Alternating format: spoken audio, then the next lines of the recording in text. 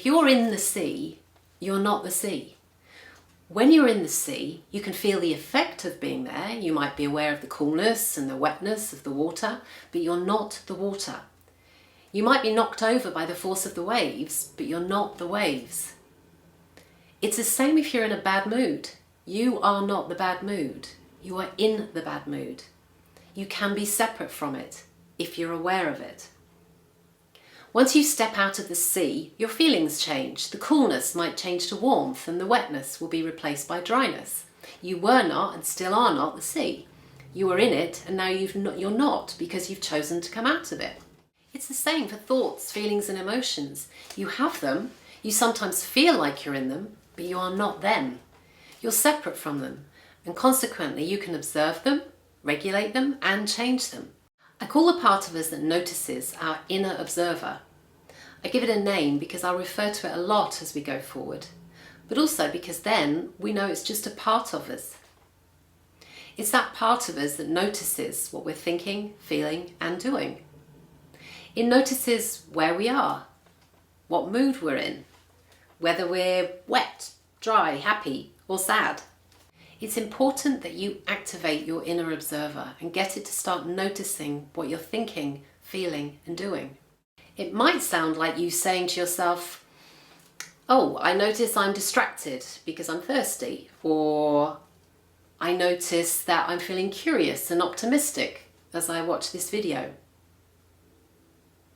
What are you noticing in yourself right now? How are you feeling? What are you thinking? Just notice. That's you becoming more self-aware. And instead of it being me that asks, what are you thinking and how are you feeling? I'd like to encourage your inner observer to regularly be asking yourself. The better our self-awareness is, i.e. how adept our inner observer is, the more we understand not just what we're feeling, but how our thoughts are triggering our feelings, and how our feelings then impact our behaviour, and what we say, and of course through that, our relationships. Let me give you an example of what I mean. Let's say your partner hasn't phoned you today, even though you asked them to. So you become aware of that. Then you have a thought about it. It might be, oh, he really doesn't care. At this point, it's just a thought, a specific kind of thought, an interpretation.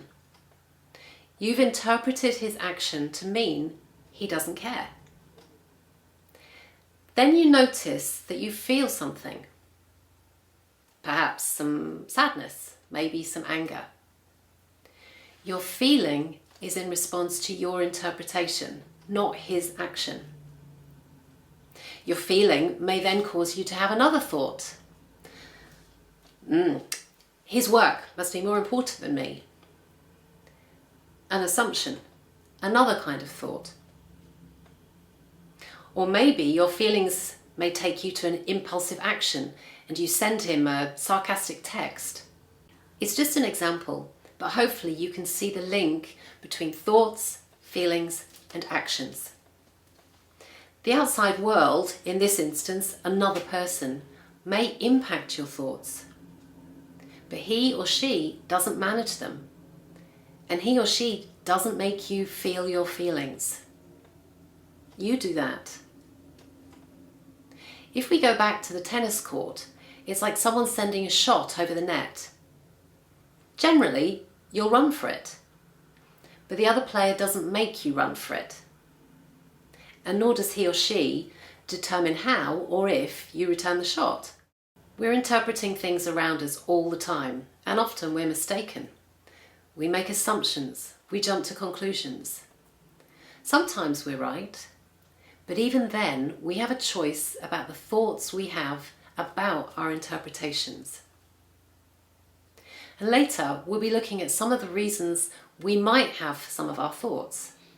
But first, it's helpful to practice being aware of them and noticing what kind of thoughts they are.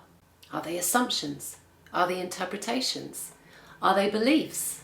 Are they judgments?